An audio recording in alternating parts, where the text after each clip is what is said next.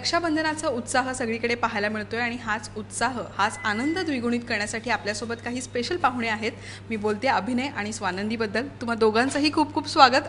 रक्षाबंधनाच्या शुभेच्छा.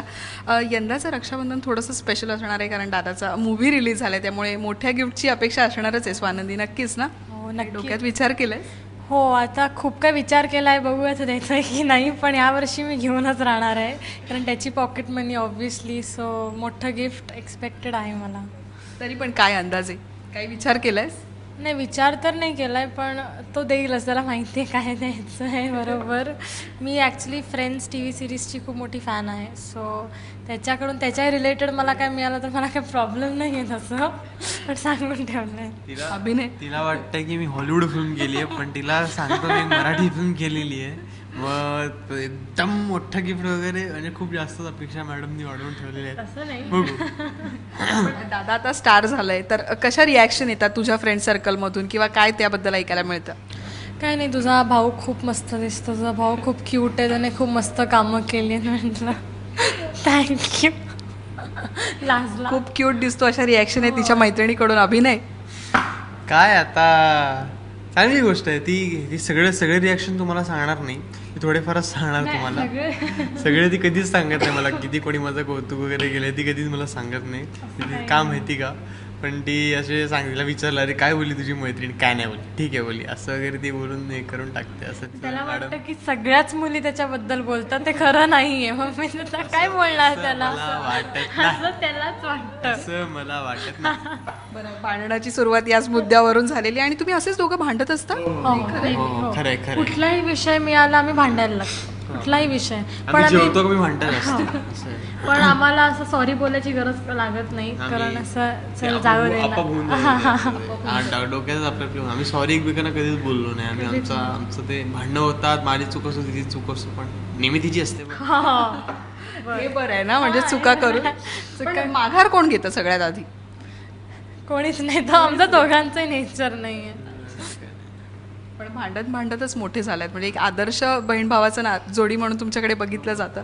तर कसं होतं लहानपणापासूनचं नातं? एखादी कोणती आठवणीतलं रक्षाबंधन आहे ज्या दिवशी खूप ओरडा पडलाय किंवा काय, किंवा असं काही आठवण आहे? खूप इंटरेस्टिंग आठवण तुम्हाला सांगतो. तर आम्ही 15 कझन्स आहोत, आम्ही सगळे 15 भावंड आहोत आणि त्यामध्ये एकच मुलगी आहे, ती आहे स्वानंदी. अरे वा. सो 15 लोकांना ती गेले 1-2 वर्षाची असल्यापासून ओवाळते.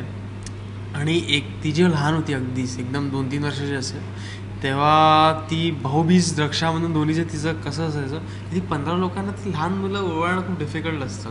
1-2 जणांना ओवाळलं की ती मम्मीला बोलायचे नाही माझा हात दुखतो, म्हणून ती ओवाळणं बंद करून टाकायची. ती माझा हात दुखतो मी नाही ओवाळणार असं म्हणून ती बंद करून टाकायची ओवाळणं.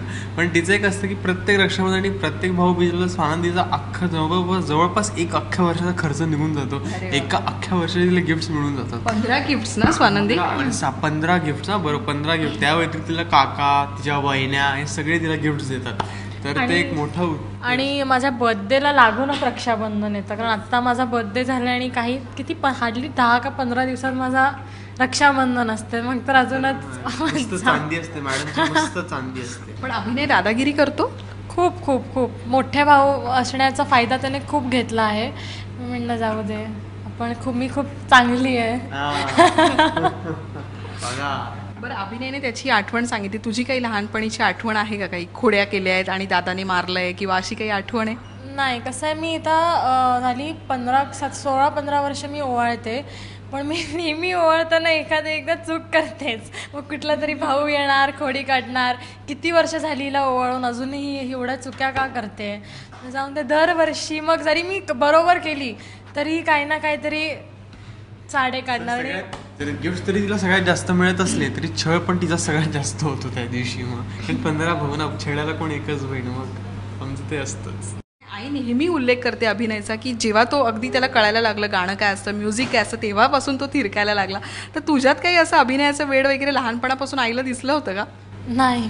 स्वानंदीचं मी सांगतो, स्वानंदी लहान असताना ती फ्रेंड्स तिची होते बऱ्यापैकी, पण ती जास्त आउट लहान खाली जाऊन खेळणं वगैरे ती अगदीच लहान होती, ज्युनियर सिनियरमध्ये होती. तर ती आमच्याकडे ब्लॅकबोर्ड होता, त्या ब्लॅकबोर्डवरती ती लिहायची आणि तिची ती इमॅजिनरी क्लास असायची समोर बसलेली आणि ती टीचर म्हणून मध्ये ना असे ते एक्सप्लेन वगैरे करायचे कसं असतं. मग तिची खाली मैत्रीण राहायची बिल्डिंगमध्ये, ती ती जबरदस्ती उचलायची, जबरदस्ती घरी घेऊन यायची, तिला स्टुडंट म्हणून बसवायची आणि मग तिला शिकवायची काय ए ड्रॉ करणार, काय तिचे विचित्र तिचं टीचरचं तिचं ते काय असायचं. असं मॅडमचं खूप सारं चेंज होत गेलं की तिचं नेहमी तिला काय ना काहीतरी नवीन काही दिसलं की तिला ते करायचं असतं. तर ते एक चांगली गोष्ट आहे की आपण गोष्टींपासून इन्स्पायर होतो, तर ती चांगली गोष्ट आहे, ते खूप आहे त्याच्यामध्ये. तुमच्यातलं बॉन्डिंग तर आता प्रेक्षकांनी पाहिलं आणि आम्ही पण इतके वर्ष बघतोय. तर मी काही प्रश्न विचारणार आहे दोघांनाही, ज्याची उत्तरं तुम्ही देणं अपेक्षित आहे. सो सुरुवात आपण स्वानंदीपासून करूया. अभिनयला सगळ्यात जास्त राग केव्हा येतो आणि चिडल्यावर काय रिॲक्शन असते त्याची? जेव्हा आता सपोज तो टी व्ही बघत असेल, मी टी व्हीमधूनच येऊन बंद केला, तो जर कम्प्युटर लॅपटॉपवर काय करत असेल तर मी येऊन बंद केला आणि तो जो मला असा रिॲक्शन देतो ना की थांब तुला दाखवतो मी असं करतो असं करेन नंतर, म्हणून तो आणि ती गेम ऑफ थ्रोन्सचा मला स्पॉइलर देते त्यावेळेला तर मला तर जामच राग येतो. तोही मला असंच करतो आणि तो एग्री नाही करणार की तो तसा करतो, पण तो मला अशी छळ काढतो, गप बसतो. मी काही बोलत नाही त्याला, मी असं कधी बोलले नाही की थांब तुला दाखवते मी, पण हा म्हणजे याला चिडला की हा खूप मला भीतीच वाटायला लागते, काय करणार मला आता काही गोष्टी. आणि स्वानंदीला केव्हा राग येतो? स्वानंदीला काय, स्वानंदी सतत चिडलेलीच असते. आता चिडलेली सतत चिडलेली, तिला राग वगैरे का अशी तिला राग असा येत नाही, म्हणजे काय मी काय छेडलं वगैरे अति उगाच छेडायला लागलेलं येतो राग. नॉर्मल एक नॉर्मल प्रकार असतो तिचं, असं हे नाही की मला हेच केलं की राग येतो, तिला कशावरही राग येऊ शकतो, काय सांगता येत नाही. अभिनयचे वीक पॉइंट्स सांगायचे राहिले तर काय सांगशील एखादा? फूड जेवण आलं की असं 5 मिनिटं तो बोलणार अरे यार नाही यार डाएट चालू नाही, मग चालू आज चीट डे खायचं आहे आज. नाही ॲक्च्युली फूड हा माझा खरंच पॉईंट आहे. मी नाही चांगलं खाल्ल्याशिवाय मी नाही राहू शकत. मला ते सतत माझ्या जिभेचे चोचले भागवावे लागतात, ते नेहमीच असतं. आणि ते फक्त माझ्यात नाही, मॅडममध्ये पण थोडंफार आहे, पण ती करते. बट मी एक वर्कआउट फ्रीक आहे, मी एक्सरसाइज करतो, मी तेवढंच मन लावून एक्सरसाइज करतो. नंतर रिअलाइज होतं की यार खाण्यावर कंट्रोल नाही, आपण काय वर्कआउट करून करतो. बट मी ट्राय करतो थोडं कट डाऊन करायला, थोडं बारीक व्हायचा प्रयत्न करतो. Let's see what happens. आणि स्वानंदीचा वीक पॉईंट सांगायचं झालं? स्वानंदीचा वीक पॉईंट काय आहे? ती खूप भोळी आहे, ती खूप इनोसंट आहे. माझ्यामध्ये तोच तिचा एक वीक पॉईंट असावा. ती खूप इनोसंट आहे आणि ती खूप चांगली आहे बेसिकली. माझ्यामध्ये तो खूप जास्त चांगली आहे, म्हणजे जेवढी गरज नाही त्याच्यात जास्त चांगली आहे. सो तो तिचा वीक पॉईंट आहे. तर आम्ही नेहमी तिला एक तिची काळजी घेऊन तिला एक म्हणतो ना बाहेर जाऊन लोकांची कसं वागायचं नेहमी सल्ले देतच असतो. आणि आय होप तिचं ते थोडं कुठे ना कुठेतरी होईल, म्हणजे इनोसन्स कुठे दाखवा आणि कुठे नाही दाखवा हे तिला कळतंय अजून, आताशी ती समजते त्या गोष्टी. आदर्श दादाचं एक उत्तम उदाहरण अभिनयकडे बघून म्हणता येईल आपल्याला. हो ॲक्च्युली. बरं, दोघांमधली कॉमन सवय कोणती आहे? झोपणं. मी नाही झोपत. टी व्ही बघणं. ॲक्च्युली टी व्ही बघणं आमची खूप टी व्ही बघणं आमचं एक कॉमन सवय. झोपणं वगैरे काही, झोपणं खाणं आणि टी व्ही बघणं आमची कॉमन सवय. खाणं ठीक आहे, झोपणं वगैरे नाही प्लीज, काही बोलू नको. स्वानंदी फाईट देईन मी. बरं, स्वानंदीचं फेवरेट सॉन्ग कोणतं आहे?